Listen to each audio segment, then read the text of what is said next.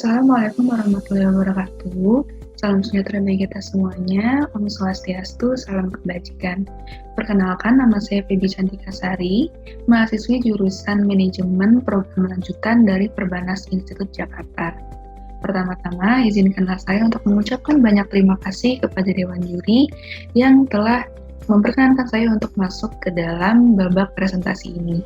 Dan sekarang, perkenankanlah saya untuk menjelaskan beberapa hal terkait dengan esai yang telah saya tulis yang berjudul Optimalisasi Pengelolaan Cadangan Devisa guna menghadapi ketahanan moneter di tengah inflasi impor pasca pandemi COVID-19. Seperti yang kita tahu, pandemi COVID-19 sudah melanda dunia sejak tahun 2020 yang lalu, dan sudah banyak sekali dampak negatif yang dihasilkan oleh pandemi ini. Ada dari bidang pendidikan, dari sektor kesehatan, namun juga yang terdampak paling buruk adalah sektor perekonomian. Adanya kebijakan-kebijakan seperti lockdown, lalu PPKM, mengakibatkan ekonomi negara melambat dan bahkan berhenti. Namun seakan tidak cukup, bahkan ketika pandemi ini belum reda, lalu muncul lagi perang antara Ukraina dan Rusia yang mengakibatkan kenaikan harga-harga di sejumlah negara dan juga adanya ancaman resesi yang mungkin akan terjadi di tahun 2023, mungkin saja akan membawa Indonesia ke dalam jurang resesi. Meskipun banyak yang mengatakan bahwa Indonesia ini masih sangat kuat, perekonomiannya masih akan sangat kuat untuk menghadapi tahun 2023, namun dengan kondisi global yang seperti ini, bukan tidak mungkin Indonesia juga akan masuk ke dalam jurang resesi. Indonesia melalui otoritas moneternya, yaitu Bank Sentral kita, Bank Indonesia, yang juga sebagai lokomotif utama dari perbankan Indonesia, di sini diharapkan untuk dapat memilih kebijakan yang sesuai dengan keadaan inflasi global yang sedang terjadi sekarang ini.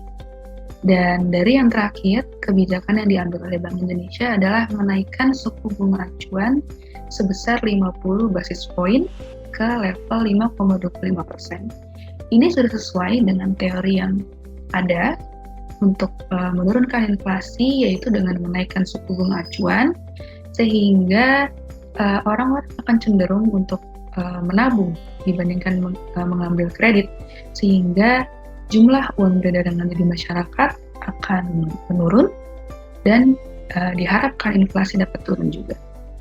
Inflasi ini adalah masalah yang sangat kompleks, sehingga tidak bisa Bank Indonesia hanya memfokuskan diri untuk menurunkan tingkat inflasi saja. Inflasi muncul memberikan dampak negatif bagi komponen stabilitas moneter lainnya seperti nilai tukar rupiah dan juga cadangan devisa. Cadangan devisa sendiri merupakan simpanan mata uang asing yang dimiliki dan dikelola oleh Bank Indonesia sebagai otoritas moneter yang peruntukannya untuk pembayaran utang luar negeri dan juga untuk pembiayaan impor. Lantas, apa sih hubungan inflasi dan juga cadangan devisa? Ketika suatu negara, sebut saja Indonesia, dilanda inflasi, maka harga-harga barang dan jasa yang ada di Indonesia tentu cenderung lebih mahal dibandingkan dengan di luar negeri.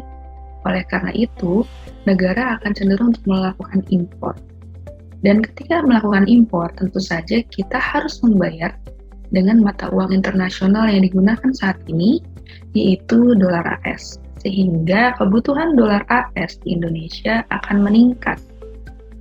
Kondisi ketika rupiah terdepresiasi terhadap dolar AS, yang dimana pada bulan November ini sempat menyentuh kisaran 15.600 ya, itu sudah jauh sekali terdepresiasi. Dan ketika negara masih cenderung melakukan impor yang sangat banyak, maka disinilah disebut sebagai inflasi impor. Dan inflasi impor ini, jika dibiarkan berlarut-larut dan negara terus-terusan melakukan impor, maka cadangan devisa kita akan terus-menerus tergerus. Apalagi sekarang cadangan devisa kita hanya berkisar 1,98 kuadriliun. Itu sudah menyusut sebesar 7,4% dari posisi cadangan devisa di bulan Januari tahun ini. Memang Bank Indonesia telah mengeluarkan sejumlah bauran kebijakan moneter yang akan diambil untuk menghadapi kondisi ekonomi saat ini.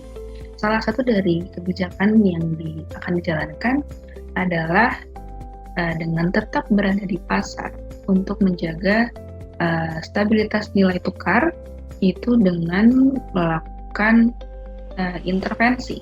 Ada intervensi pasar spot dan intervensi melalui instrumen domestic non-deliverable forward atau DNDF. Kedua, instrumen intervensi ini memang sudah sangat baik, sangat ideal, dan sangat dibutuhkan oleh Indonesia untuk menjaga kestabilan dari cadangan devisa.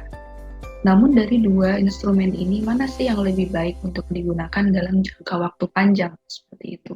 Apalagi kita harus mengingat cadangan devisa yang sekarang hanya sejumlah 1,98 kuadriliun tadi. Bahkan itu sudah berkurang kemampuan pembiayaan impornya loh, yang tadinya masih sanggup untuk membayar impor selama 6 bulan, sekarang sudah menjadi 5,7 bulan saja. Meskipun itu memang masih berada di atas ketetapan minimum yang sudah ditetapkan, yaitu 3 bulan, tapi tentu jika tidak dikelola, tidak diolah dengan baik, maka cadangan devisa ini dapat menyusut dengan cepat, dalam waktu yang cepat juga. Jadi, intervensi seperti apa yang cocok untuk digunakan? Dari dua intervensi tadi, memang yang paling cocok untuk jangka waktu panjang menurut saya adalah skema domestic non-deliverable forward atau DNDF. Karena melalui skema ini, ketika adanya transaksi bilateral antara dua negara yang mereka sudah bermitra sebelumnya, kita bisa membayar dengan mata uang lokal, yaitu dengan rupiah. Jadi kita tidak perlu membayar impor itu dengan dolar AS seperti itu. Nah, dengan menggunakan rupiah, tentu saja cadangan devisa kita tidak akan berkurang. Dan itu merupakan suatu keuntungan yang sangat besar. Itulah mengapa saya mengatakan bahwa skema ini akan sangat cocok untuk digunakan. Lalu ketika kita melihat skema yang lainnya, yaitu dengan intervensi pasar spot, sudah pasti itu memang akan menggunakan cadangan devisa seperti itu. Jadi memang tidak cocok untuk digunakan dalam waktu yang lama. Mungkin jika sudah urgent bisa digunakan sesekali, tapi tidak boleh berlarut-larut digunakan karena itu sangat-sangat menggerus cadangan devisa kita.